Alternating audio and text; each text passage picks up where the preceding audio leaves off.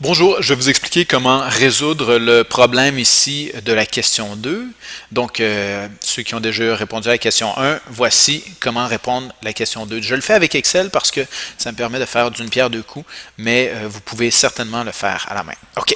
Donc, comment je fais? Bien, premièrement, la médiane, ça correspond, lorsque je mets tous les chiffres en ordre, là, 1, 1, 1, 1, 2, 2, 2, 2, 2, 2, 3, 3, 3, 3, 3, ça correspond au chiffre milieu qui coupe 50% et 50%, et ça se retrouve à entre la 26e et la 27e valeur. Donc, la 26e valeur, c'est un 2. La 27e valeur, c'est un 3. Donc, la médiane, ce sera 2,5.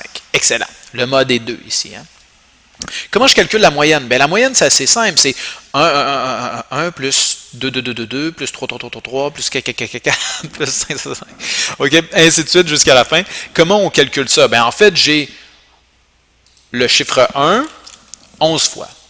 Super. J'ai le chiffre 2, 15 fois.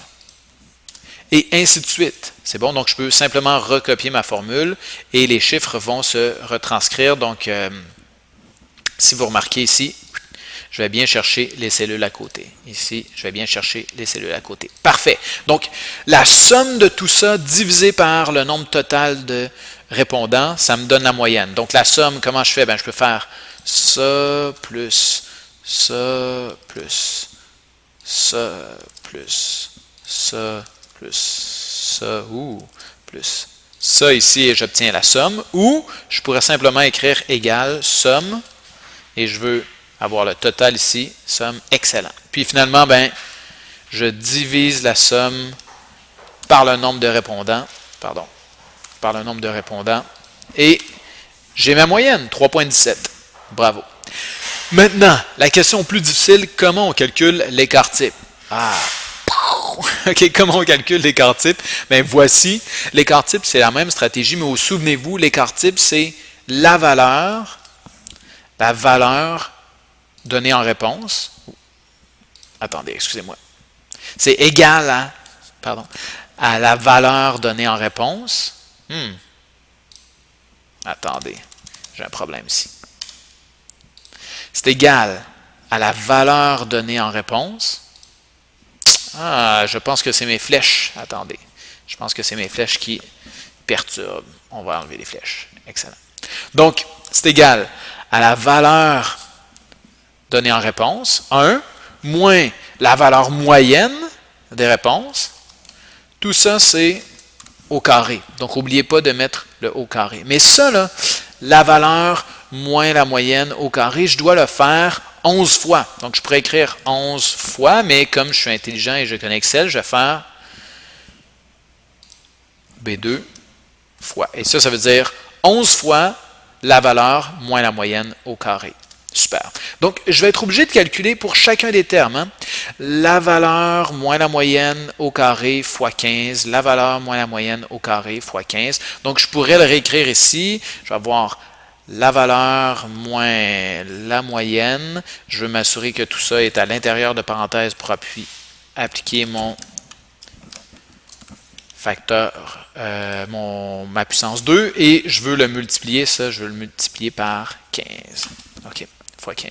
Donc, je pourrais le faire et ainsi de suite. Mais vous pourriez aussi écrire la formule de façon intelligente pour que ça se recopie plus rapidement. Comment vous allez faire ça? Bien, vous allez ici, regardez bien. Le C11, on aimerait ça qu'il ne bouge pas. Hein? Si je retranscris, si j'étire cette case-là pour recopier, si je retranscris, vous allez voir, ici, j'utilise toutes ces cellules-là, mais plus bas, comme j'ai recopié plus bas, toutes mes cellules se décalent, donc j'utilise 4, 5 et une case vide. Donc ça, c'est pas bon. J'ai pas envie que ça arrive. Comment je fais pour pas que ça arrive? Bien, j'aimerais que ma valeur ici de la moyenne, ça reste toujours la même case. Ça reste toujours la case C11. Donc, comment je fais ça? Bien, je mets un signe de dollar devant C, puis un signe de dollar devant 11. Donc, la colonne ne changera pas. J'ai mis un signe $C. La rangée ne changera pas, 11. Donc, ça va toujours rester C11. Et là, si je recopie, j'obtiens des chiffres différents, puis on peut vérifier que ma formule s'est bien retranscrise. Oui, au départ, est-ce que c'est toujours la même chose? Oui, on utilisait toujours la moyenne. Excellent.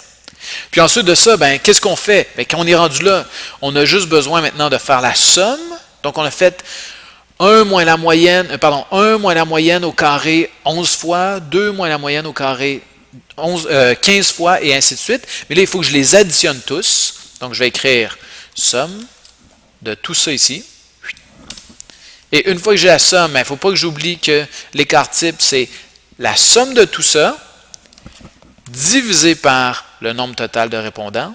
Puis finalement, si vous voulez, donc ça nous donne la variance. Puis si vous voulez vraiment l'écart type, donc vous avez besoin de prendre la racine carrée de ce que vous avez obtenu. Parce que ici, vous avez fait des chiffres au carré. Vous voulez avoir un chiffre qui est facilement interprétable, vous prenez la racine et vous avez un écart type de 1,8 ou je pense 1,82. Excellent. Donc voilà, j'espère que ça s'est bien passé. On se reparle bientôt.